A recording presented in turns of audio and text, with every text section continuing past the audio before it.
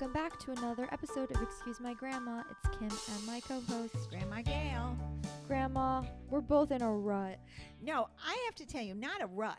I'm just at a moment in time where I've decided the thing I hate most about the people I know that complain is that I can't stand to be with them. It's gotten to be almost like an obsession with me. I think complaining has become one of the things I find most annoying to be around. What do you think? That's interesting because I feel like we both complain, though. Well, you definitely complain the least, but you complain in certain other ways, like passive-aggressive ways. Really? I think so. Oh, I don't know. Well, then you have to point that out because I have to stop it. Because It's not complaining like, oh, the food's this, oh, whatever. Like, you're very positive in that way, but it's like underlying opinions that are really a little critical. Critical. No, well, critical is not complaining. So what are we Let's circle back because we obviously want to talk about complaining today. Grandma and I are both physically have issues. She hurt her knee. I hurt my neck on the same day, which was so weird. Well, we weren't in an accident, and we weren't in an accident, and we're both, thank heavens, not. It's not life threatening. But I have never in my life I fell off of a theater seat because somebody put the seat down without why they did. I have no idea, and they let it up, and I sat down and I went right to the floor. And evidently, when I fell, I rolled over and hit my knee. So I didn't think about it. I got up, sat down, watched the show, and the next day, nothing was really terrible. And by that night, it started hurting. Well, 3 days later, my knee looked like a football. Mm-hmm. So I went and had it x-rayed naturally by these knee doctors who were terrific. And they were so nice to fit me in because I thought I was dying. Poppy literally was like holding me under the arms, carrying me into the taxi. And I have nothing broken but traumatized, and it's all, swollen. And basically, it's been absolutely, I feel so sorry for people who really are handicapped because all of a sudden you learn getting up and down, going on the bathroom is a major effort. Getting to walk down a hallway on Saturday, it was so bad. I first tried a cane. And I think the cane messed up the other foot because I was putting so much weight on it, Kim. Mm-hmm. So then I had no feet. So Poppy ran out Saturday and went and got a wheelchair and was wheeling me down the halls. It was like a joke. Oh my gosh. Out of a hospital bed.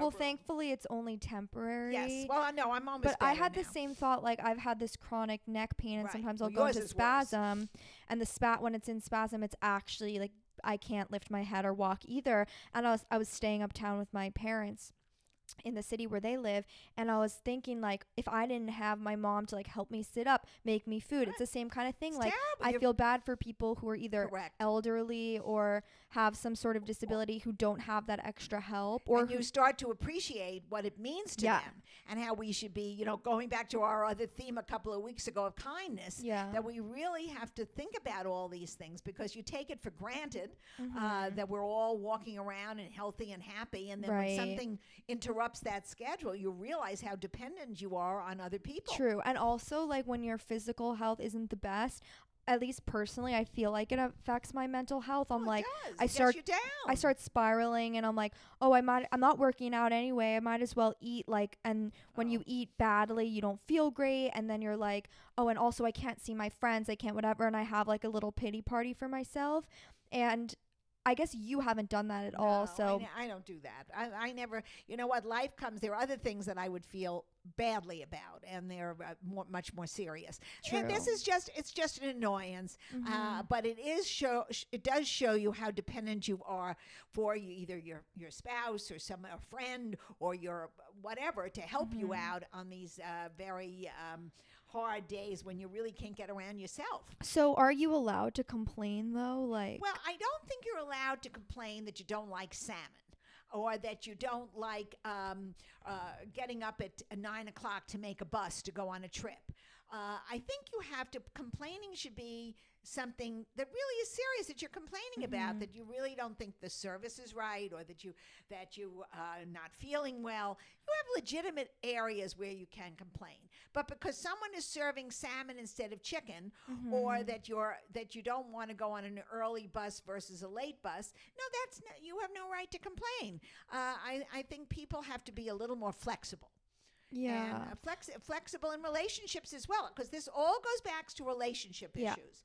When you're with somebody, whether you're married or a boyfriend or a significant other, it could be really annoying if you had to listen to somebody complaining all day long about minor issues.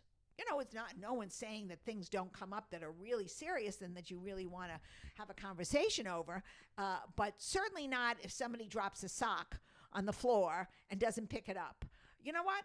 Then let it sit there until they do. But what if something is bothering you? Then, like, how do you complain to your partner or your friends in, like, the right way?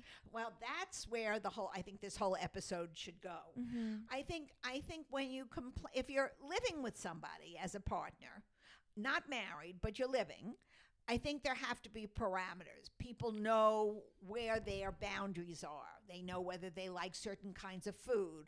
You wouldn't order in foods that the other person can't stand the smell of. I mean, that's just common courtesy and being thoughtful of the other person. You won't cook with onions if you know he can't stand onions. You know, those are the little things. But, like, it's a complaining spectrum, because, like, obviously you're allowed to get bothered by things and have your preferences. But I think we both know those kind of people who are, like, constant complainers, and it's just part of their personality. Well, then if they're lucky and they find a partner that doesn't mind complaining, then that's fine. I find it very annoying to have to listen to it all the time. Gonna throw her under the bus. My mom, grade A complainer.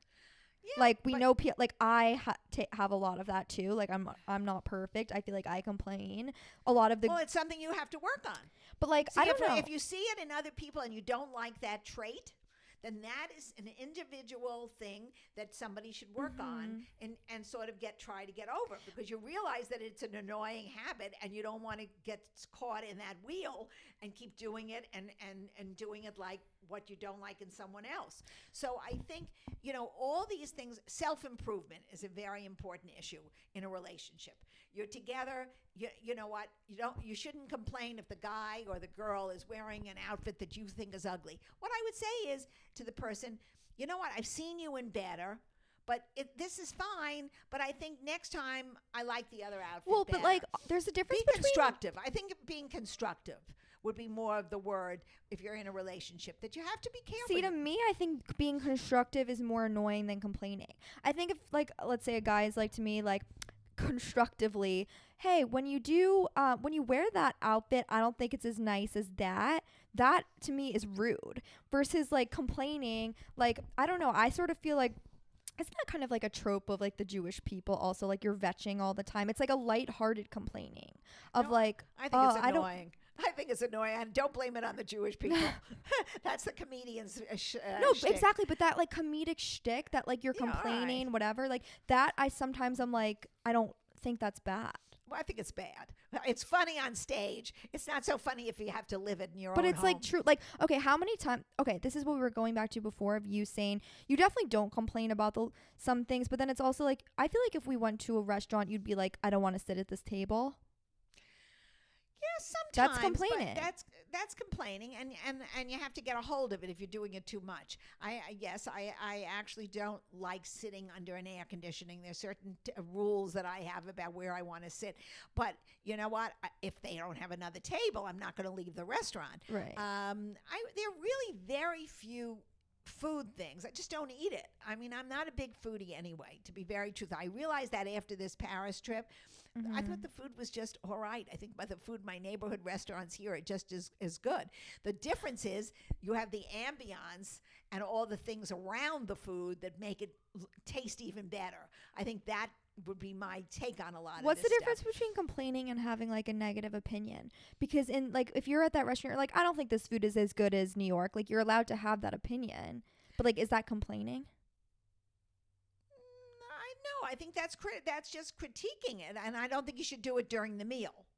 I think that's annoying. I think, that would be after somebody makes an effort to go to some place in a special place. It doesn't have to be in Paris or London or whatever. It could be in New York downtown, or uptown. If someone's made the effort to make a reservation and it's not your favorite place, but they've made it anyway, try to be adaptable. Don't complain. If you really don't like it at the end of the dinner, next time say, guess what? Next time I pick the place. You have to be light and airy about a lot of this. Yeah, because especially if you make everything overly dramatic, you become a real pain in the neck. Yeah. I feel like normally I'm good with that with dating, where I'm like very easygoing and very lighthearted and fun on like first, second, third, fourth to like 10th date. But then when you like know somebody, 10th date, you should be sharing conversation, and that's part of the dynamic. I mean, I think if you're going out with somebody at least 10 times, there's a dialogue that you've already established. Yeah, that's fair. You know what I mean? So you're going to know, he's going to know if you don't like the place. You're going to know if he doesn't like your choice, and that's fine. And that's all fine. Yeah. I don't think you have to agree on all that stuff. Those are the little things. Who cares? Yeah. Or you could say, my fish wasn't great. How was yours? I mean, that kind of stuff, that's conversation. Mm-hmm. So then, like, you just have to be mindful about like over complaining, or like even to your friends, like make sure every conversation you have isn't just being like a therapy session, and make it more like or negative, or like saying who wants to be really, Kim, I don't know, but who wants to be around downers? Nobody wants to say, everybody's got problems. But what if you're world. down? You know what, if you're really down, you should stay home and watch Netflix. But you don't think sometimes then your like mood is better when you're around people? Yeah, but it's not fair to punish other people. I mean, I'm not saying that you can't occasionally go out when you're not 100. No one's going to always be on the top of their game. But I don't think finding the cure and going out with friends and then imposing your vile mood on them makes them then all of a sudden they're in a bad mood. So it's contagious. Yeah. No, I don't think that's fair. I think if you're really, really down for whatever reason it is, it could be a business reason, it could be a family reason, it could be a million different things. You know what? Take a night off from your friends. Take a night off from your family. Chill out. Take a shower. I feel like writing your feelings out is always helpful. Exactly. Put them in a journal. Get to see what's really, really deep there that's really bothering you. It could be something that you didn't even realize was bothering you. And that's the important thing. And you know what? Make your own dinner and relax. I guess. So we think like complain only if it's constructive and you have like some sort of once in a while, but it can't be every single time you go out that this is no good or that's no good. Yeah. Okay, that's fair. Because I feel like people always say to you, like, how do you stay positive and stuff? You stay positive because you have to be positive. The world is a very, very big place with loads of difficulties, and we have to navigate the difficulties to the best we can. And it doesn't help if you complain about those difficulties. You have to just get over it, get on the stage, do your next step, or come up with like a solution so you can move forward. That's exactly. Because I feel like you can't just skip over some things. You can't be like, oh, I'm doing so badly in work. Like, whatever, I'm over it. Like, you have to think about. No, well, that's not really complaining. That's almost just stating a fact. I mean, that's, you're being negative about yourself. But you know what, really, what do you need to tell other people about that for? You got to figure that out I think that's what it's really about at the end of the day. I think that's what we're coming to is like, I feel like I'm like, oh, if I'm like annoyed about an aspect of my life, like I'll just talk about it to everyone. And it's like, is that really gonna come up with a solution? No. Or like you kind of do have to think about it yourself constructively. You have to have a dialogue with yourself. I don't know if I'm great to talk to, but I guess gonna have some dialogue. Exactly. Let's talk about what other. I can't believe it's November already. I know. Halloween, you were running around. Everybody liked our Princess Diary TikTok. Yeah, like, because I couldn't believe it when you dressed me up in that outfit. I mean, you really look like Anne Hathaway. No, you really look like Julie Andrews. I look like a very old, decrepit Julie Andrews. People always compare you to her I wish I could on sing. TikTok, so that's why I was like, oh, that's a great that was Halloween so for us. The video now has like over 800,000 I can't get over it. views and like 800 comments as well. That's a lot of comments about this. Certainly is over that blue shirt. I'm gonna read some. A lot of people just being like cute, obsessed, stunning, love this. you win Halloween. Oh my gosh, Kimmy, those tiaras did the day. Yeah, like I couldn't get my tiara to stay up. Mine kept going down on my short it wasn't hair. the most comfortable. A lot of like, this is iconic. I knew you guys reminded me of something. And then a lot of, which I always try to respond to, people saying they lost their grandma. Right. She was my best friend. Like, and this is something we would have done. So that's that I'm so glad. Yeah.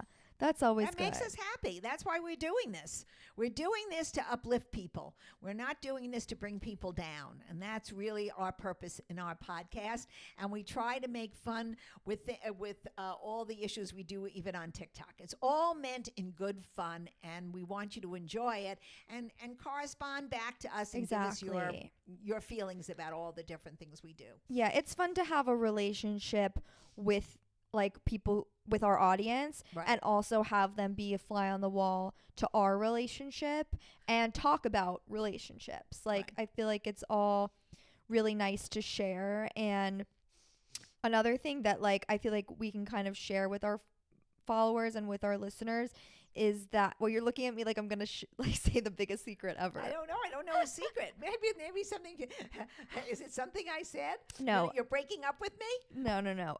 We created a playlist on Spotify of music that we both love. Oh yeah, right. We did that a long time ago. No, but only on a few days ago I released it. Oh. Yeah. Okay. And I haven't really like shared it too much, but it's a public playlist on Spotify. If you search like Kim and Grandma Gail on Spotify, it's every old song that was ever sung. Yeah, it's like our favorites from the 50s. It's all really lighthearted, and like I've talked about before how I love to just take walks and listen to that and like daydream. So if you guys do that and share that with me and Grandma, that would be so fun, and let us know if you like the music and stuff. And we always have that kind of music on, so that's another thing we did. It's called Kim and Grandma's Favorites. Any other news of the week you want to share? Everybody was busy running around with Halloween. I saw everybody on the street in their cute little. One other granddaughter of mine. She was an avocado, and she was cute. A terrific costume. She was a giant pit. That's very cute. Wait, cute. Do you want to see mine? Oh, let me see yours. Okay. You can talk about your costume. Yeah. So I went to a party at Hampton Water in Brooklyn last week. Oh, and you look very cute. We were Velma and Louise. Daphne. Oh. No, not Velma and Louise. From Scooby-Doo. Oh, all right. You both look very cute. This was at the Zero Bond disco party. Oh, you're friends and you look adorable. We were 70s, but we were the only ones who missed the mark. Like, everyone was disco, not just 70s. Like, we were hippies. Well, but that's 70s. It's not disco. Well, that's more 60s. I think that's more 60s. Whatever. Whatever. You made the effort. Everybody looked cute. I went to the Met Gala thing. Oh, you did go to the Met Gala. Yeah. Oh, look how beautiful. We're not the Met Gala. It was a party at the Metropolitan Museum of Art for charity. That's so beautiful. That Met does such a great thing, and they're Gorgeous. doing so many things with young people, which I think give them credit for. All the museums do. Mm-hmm. Whitney does. They all do it. The Guggenheim used to do it. I think it's a terrific way to get young professionals and people in the city active in their organizations and get hooked on art. Right. And I'm actually, when this episode comes out, I'm going to be in Madrid visiting my brother who is abroad in college there, and I'm going with my parents. Hopefully with my neck issues it'll be fine. You'll be fine. I'm excited. Take a little paella. You'll put the paella on your neck and you'll be delicious. Okay, that's weird, but I do love paella. So it's delicious. I don't know if they make it there anymore. I mean, the cuisine is that in the Madrid, part of Spain that makes that? Yeah, but they don't do it. Madrid has become like the food capital of the world. Actually, the number one restaurant in the world is in Madrid. It's very different. Exciting. So, that means next week there'll be no podcast. There will be no podcast. So listen to this one twice. Yeah, exactly. And then we'll get back to it. Let us know if there's any guests you want us to have on or anything like that. Any movie or anything or not? I have no movie about complaining, but any Woody Allen movie, but that's that's the 70s though. But that doesn't matter. Let's just throw one of his complaints. He was always complaining. That is the ultimate complainer. Right. You hit it right. But that's funny. It was funny, but he really. But you wouldn't want to go out with him. No, you certainly. Right. And certainly wouldn't want to be married to him. I mean, that is the what movie is the the funniest one was Bananas, but that he wasn't really. Well, that was early days, so that might have been the 60s, so that's fine. didn't complain. Yeah, let's throw that one out. It was a great movie. Okay, great. Another great episode of Excuse My Grandma. You know how to follow us. TikTok, Instagram at Excuse My Grandma. Also, please rate our podcast 5 stars if you're listening. We know we have thousands of listeners and there's not thousands of reviews. So all you have to do is press the 5 stars. Ask someone how to do that. It would give us a lot of help. So thanks for listening.